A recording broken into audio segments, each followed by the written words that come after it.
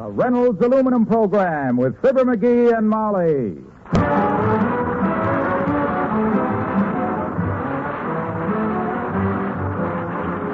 The Reynolds Metals Company, makers of Reynolds Aluminum, presents Fibber, McGee, and Molly transcribed. The show is directed by Max Hutto, with music by the King's Men and Billy Mills Orchestra.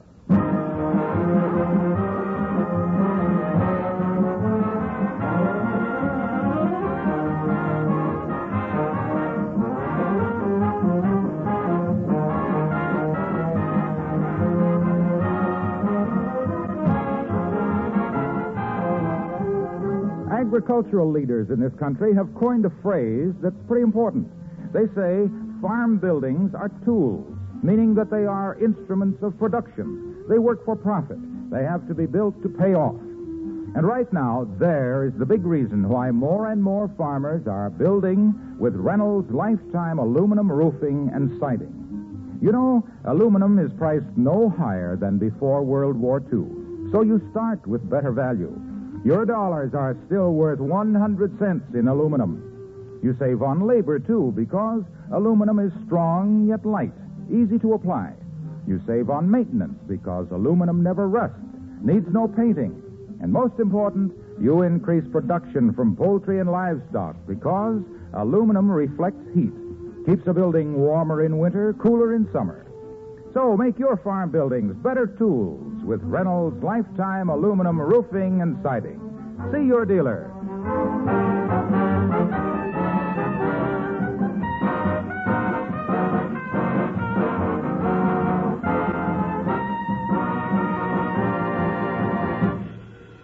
The Businessmen's Art Class meets tonight at the Wistful Vista Civic Center. It's a strictly hobby affair for part-time painters. So guess who's practicing up in his living room right now with paints, brushes, and canvas? Yup, it's the Norman Rockhead of Wistful Vista. And his wife, Fibber, McGee, and Molly.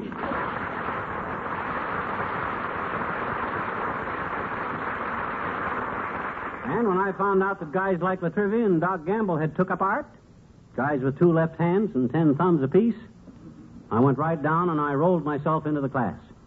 You enrolled yourself, dearie. How could I enroll when I hadn't even rolled myself into it yet? Stand out of my light, will you?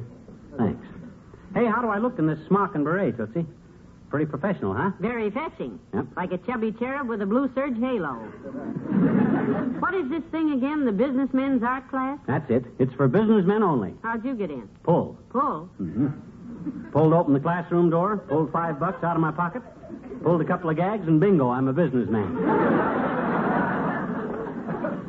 Stand out of my light, will you? Thanks, I need that north light.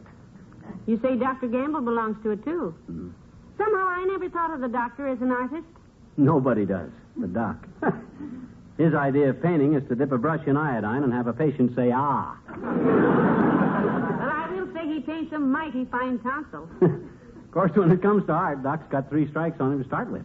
How? In the first place, he's got to have a brush with a 4-foot handle, you know, because with Doc's stomach, he can't stand close enough to the canvas to reach it with an ordinary brush. Oh, no, I don't think he's that. And being nearsighted, when he stands far enough back to reach it, he can't see it. He showed me a painting he done last week. Painting of Doris Day and Dennis Day eating frankfurters. He called it Every Day Has His Dog.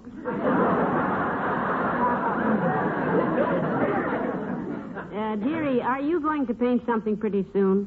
You've been cleaning those brushes off on that canvas for an hour. What do you mean, cleaning the brushes? I am painting. Stand out of my light, will you? You're what? Yeah. Why, this is art, my dear. This is my own impressionistic study of life. You see, to me, life... Just a minute, Michelangelo. This is probably the French Academy of Art wanting to hang you already. Or a posse with the same idea. Come in. Oh, no, it's just Ole. Hello, Ole. Oh, hello, missus.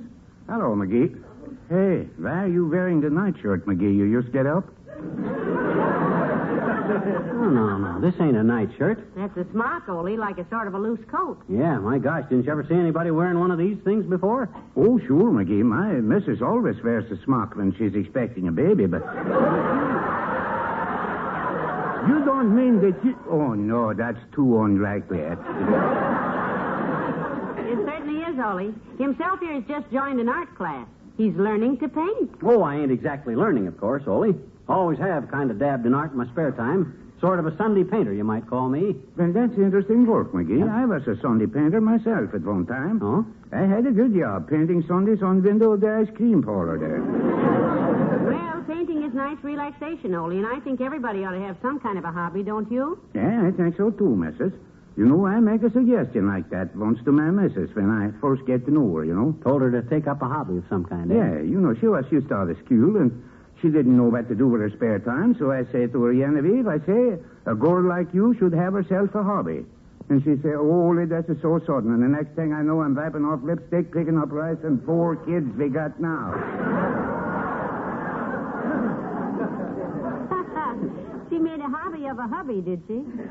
But to get back to art, Ole, you see, the true artiste does not paint what one sees.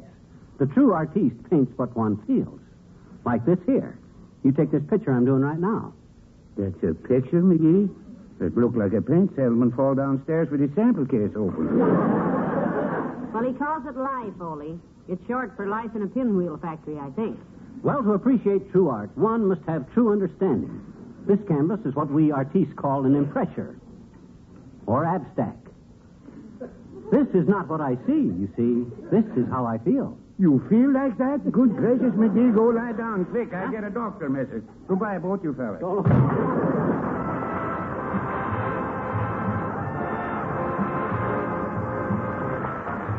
Billy Mills in the orchestra, and How Do You Speak to an Angel?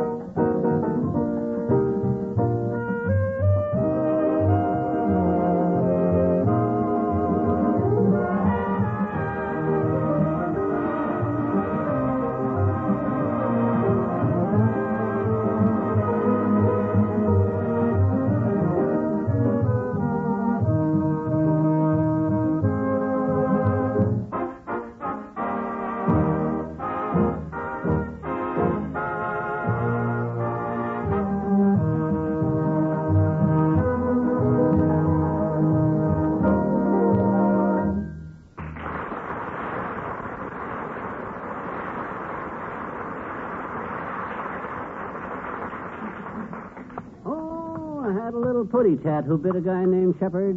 He'd been setting on some polka dots and thought he was a leopard. Oh, the monkey now. There we are, kiddo. Another painting all done. Mm-hmm. But what were you doing with the hammer and nail? What do you mean, what was I doing? All artists do that when they finish painting the canvas. Tacking it onto a wooden frame to keep it stretched out. It's awful hard to do, too, with the paint still wet and all. Why don't you tack it to the frame first and then paint on it? Oh, my gosh, Tootsie, I get some of the most interesting effects when I accidentally smear the paint all around. You see that painting over there in the corner? Yes, I saw it when I first came into the room, and I've got a stiff neck from trying not to look that way again. What's the name of that one? I call that one Kangaroo Reading Magazine on Fire Escape. Why? Well, because that's what it looks like. You see, when I finish a painting, I stand it against the wall, walk across the room, turn my back to it, lean way over and look at it between my knees. You'd be surprised how different things look there. This one looks like a kangaroo reading a magazine on a fire escape. I'm starting a new picture now that I'm going to call Gainsborough's Blue Boy. That's a pretty title, isn't it? Been used. Oh, it has? Well, I can always pick up a minute. Come in. Oh, hi, old-timer. Hello, Mr. Oldtimer. Hello, daughter. Hello, Johnny. What you doing with the painting brushes and canvas? Painting? Yep. Just joined the businessmen's art class. It learns us how to appreciate art. Ever do any painting? Sure. Used to be a commercial artist. Painted signs on barns. Oh? Like, Chew Buffalo Bill Cut Plug Tobacco. Look on the label for the spitting image of William F. Cody. Stuff like that. You still work at it? Yes, daughter. In fact, I had me a job last week painting some road signs for the Whistles Vista Loan Company. Oh, then. Pick me out a big slab of stone and paint a sign on it that says, on the rocks, stony broke. Well, you can take it for granite that we'll help you. Anyway, I didn't go on with the work because I was worried about Grandma. Oh, what happened to her? We don't know, daughter. I think it was my mistake. You see, kids, Sunday was Grandma's birthday. Oh? And she had a little black necklace and one of them glittering little black brooches I got her and a set of jet earrings to match. Fool that I was. Well, so I think jet earrings are pretty on elderly ladies. Well, me too, Johnny, but I must have got the wrong kind of jets. Hmm? Grandma put 'em on, lit a match to get a better look at 'em, and whoosh! Took off from the front porch like a skyrocket. Last we seen of Grandma was a vapor trail heading southwest. That's why I can't get my mind on my job, kid. Oh, I see. So, you go on with your work, boy. Remember, you're painting for two now. You and me.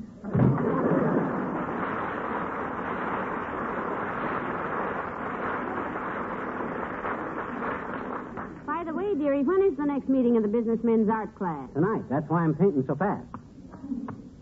Got to catch up with them other guys. I got a real feeling for this painting, you know what? How does it feel? Wet and slippery? No. I mean, I got a talent for it.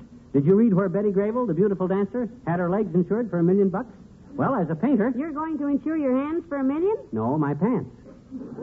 For $16.50. Twice I've sat down in the wet paint now. The last time was on a picture I called View of Battleship Maine.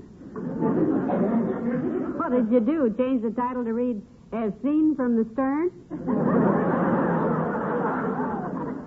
No, but yours is better. I changed it to View of Battleship Maine as seen by Rear Admiral. But I think yours is better. Hello, Molly. Hiya, pal. Hi. Hello, hello. Hey, they tell me you've joined our businessmen's art class, pal. Yep. Good for you. You'll enjoy it. You been a member a long time, Junior? Oh, several months. My cousin, Big Uppercut Wilcox, got me to join. Oh, it is? Yeah, I get a big kick out of it. I see you're practicing up. He certainly is, Mr. Wilcox. How do you like what he's done so far? Well, it has a certain, well, there are one or two of them that, well, let's say they're interesting. Yeah, let's say that. You see, Junior, I've been studying the theory of color. Now, when you mix red and blue to get green... Pardon me, Botticelli. Hmm? You mix red and blue to get purple. I don't. I mix red and blue to get green. With what result, pal? I keep getting purple. Hey, what time is class tonight, Junior? 8 o'clock, and I'll be there. Can't wait, as a matter of fact. You really like it, Mr. Wilcox. Oh, I love it, Molly. Some of the fellows in our class turn out some mighty good work, too. Mm-hmm. I saw a picture down there last week that was just terrific. Yeah, what was it of, Junior? What was it of? Well, this was a portrait, pal. Uh-huh. Portrait of a big, handsome home freezer. They freezing homes again? Oh, no. No, the picture showed a freezer with the door open. Oh, I see. So you could look inside and see that the entire interior... Oh, let's see The inside it. Yes. The shelves and the liners and even the refrigerating coils were made of that wonderful, light, rust-proof, easy-to-clean Reynolds aluminum. I've been stabbed. You see, that's what made this picture so fascinating, pal. The fact that it was so true to life, so real. Yeah, but an artist Because wouldn't be... no matter what type of home freezer you prefer, you'll always find one important feature in all the leading makes. Yeah? That's the use of aluminum. Oh. Reynolds aluminum. Don't forget what an important thing that is, pal. I never even knew that. Why, the use of aluminum in the manufacture of a home freezer is a very important feature, pal. And why? Because you got to eat? No. Because the higher conductivity of aluminum speeds up the freezing of your foods, does a faster, better job. Yeah, but what's that got to do with what... Yes, aluminum plays a big part in the great home freezer boom that is slashing the family food costs throughout America. Reynolds Aluminum from the... Hey, look. Loomy. From the Reynolds Metals Company. Pioneers of progress in aluminum. Yes, Val. Did you say your cousin got you to join the businessman's art class, Mr. Wilcox? Yes. My cousin, Big Uppercut Wilcox. Oh, the prize fighter. How'd he come to take up art? Well, he was spending so much time on the canvas that everybody began to give him the brush, so he thought he'd capitalize on it. So long, Molly. See you tonight, pal.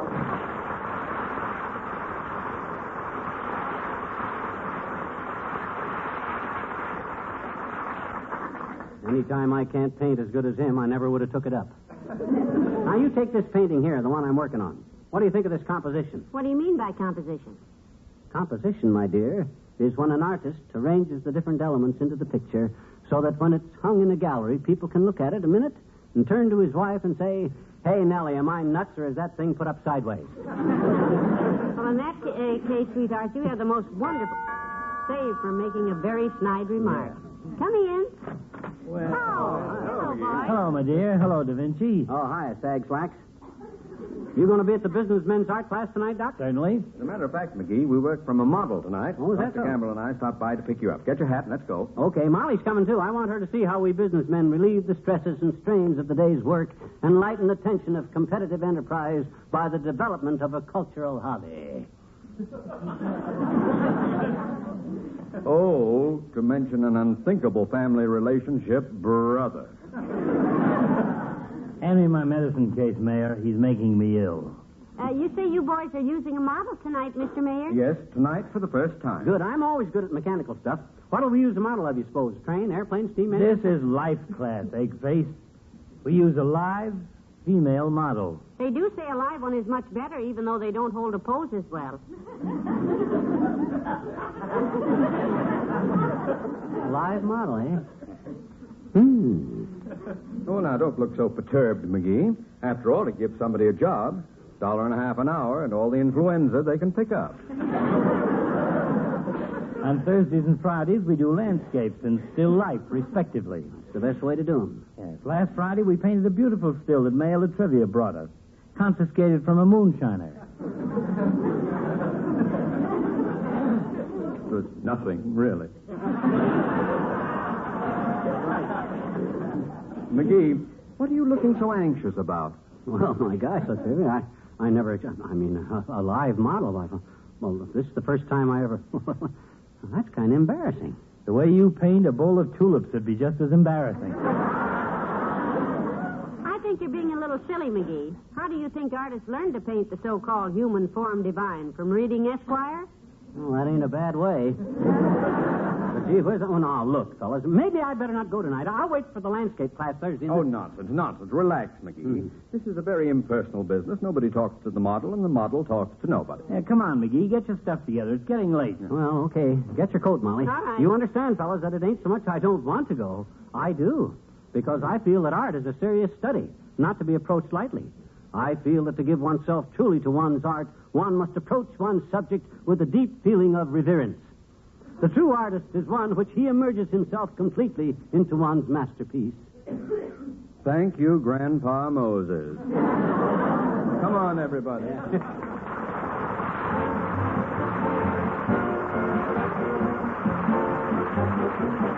King's Men and the Martins and the Coys. Gather round me, children, and I'll tell a story of the mountains in the days when guns was law. When two families got disputing, it was bound to end in shooting. So just listen, and I'll tell you what I saw. All their fighting started one bright Sunday morning. I remember when old Grandpa Coy was full of Mountain Dew.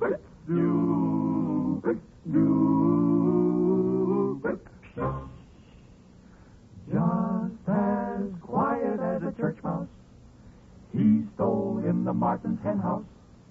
For the Coys, they needed eggs for breakfast, too.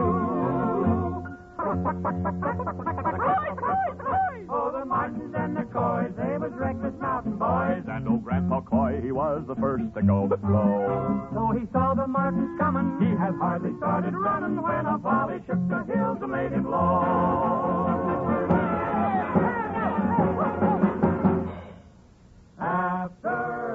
started out to find in earnest. And they scarred the mountain up with shot and shell. There was uncles, brothers, cousins. Why, they bumped each other off by the dozens. Just how many bits of dust, it's hard to tell. Now the sole remaining Croy was Hanson Henry, while the one surviving Martin's name was Grace.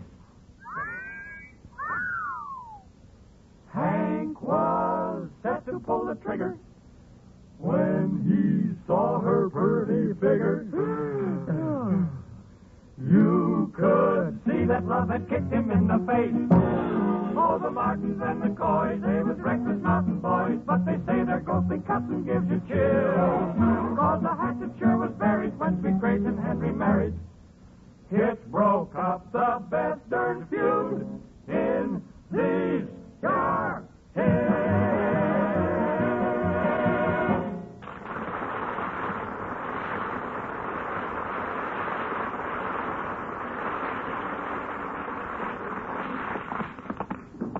Oh, this ought to be lots of fun tonight, Doctor, watching you boys paint. I'm glad you came along, Molly. Down this way, McGee. So am I, Molly. Doc and I aren't very good at it, but we have a lot of fun.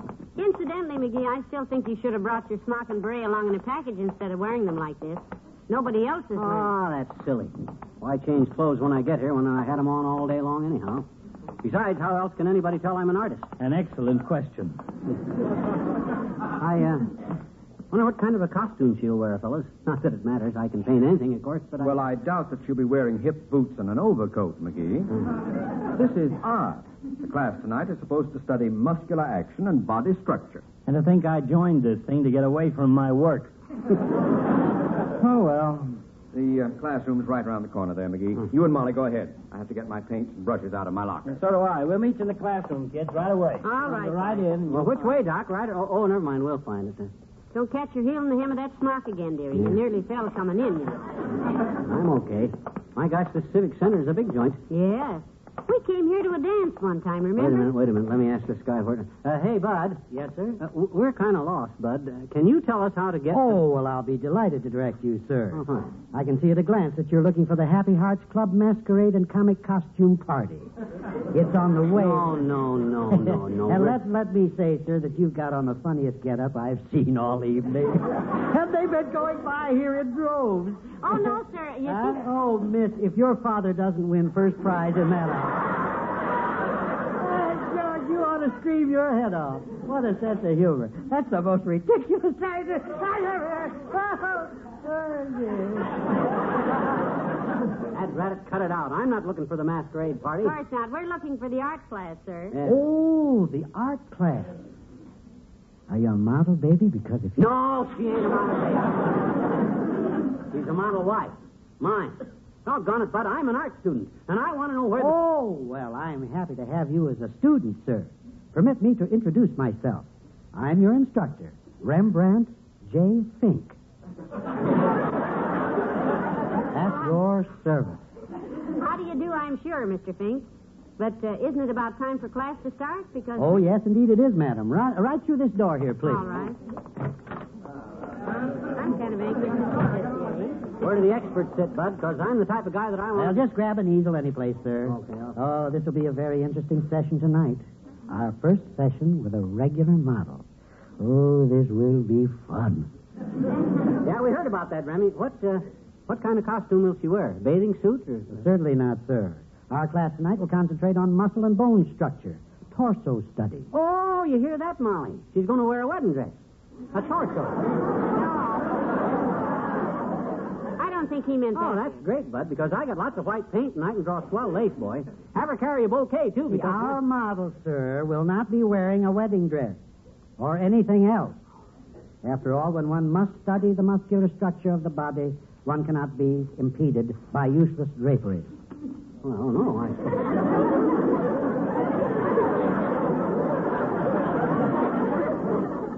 but my gosh, hey, ain't it going to be pretty chilly in here for, I mean, a model without any, that is... Well, now, don't worry about that, sir. Lillian won't mind. She's used to it. Oh. You can sit right here next to your husband, Mrs. McGee. Thank you, sir. And remember, sir, that... Oh, hello, Dr. Gamble. Evening, Mayor. Hello, boys. About ready to start, Professor? Yeah, right away, gentlemen. Set your easels up, and I'll go get the model ready. All right. A live model. Hey, Doc, I don't know about this. Oh, yeah, but McGee, if you're going to learn to paint, you have to have a real model. Yeah, but I didn't know it was going to be that real. My gosh, I'll be nervous. I won't be able to... Pipe down, McGee. Class is starting. Yeah, but... All right, students, quiet, please. As you know, we have engaged a model for tonight. Our first session as a real-life class. Let us all concentrate on the bone structure, the flesh tones, and the muscular action. All right, Joe, bring Lillian out now.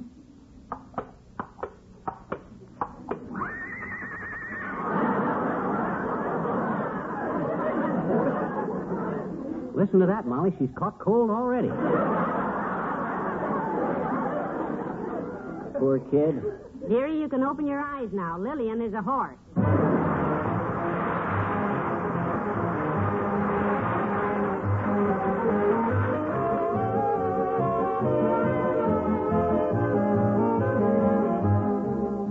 Fibber and Molly return in a moment.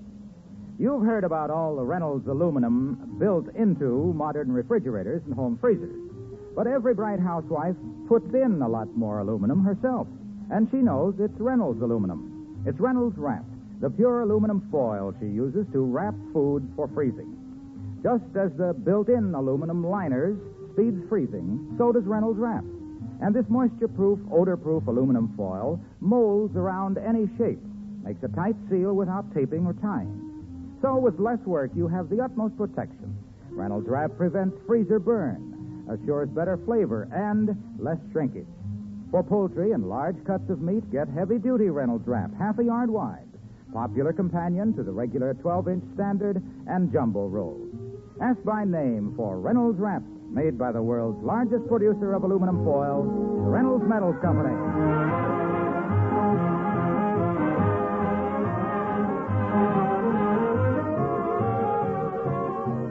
Hey, Molly, you think I'd paint any better if I took off a little weight? Not a bit. What gave you that idea? Well, that instructor tonight, he said I was the most fatuous guy in the class. Me, fatuous. Old Doc Gamble sitting there weighing 90 pounds more than me. Oh, well, favoritism. Yeah. Good night. Good night, all.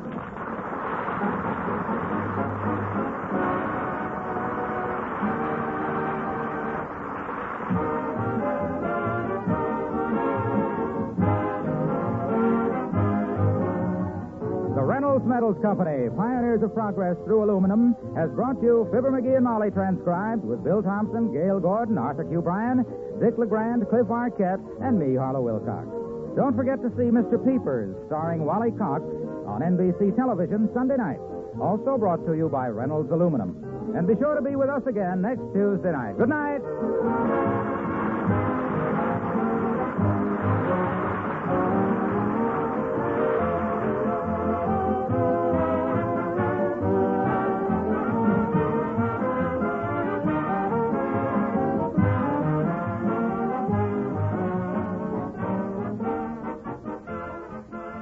In the stress and confusion of everyday living, we sometimes forget about the fighting in Korea.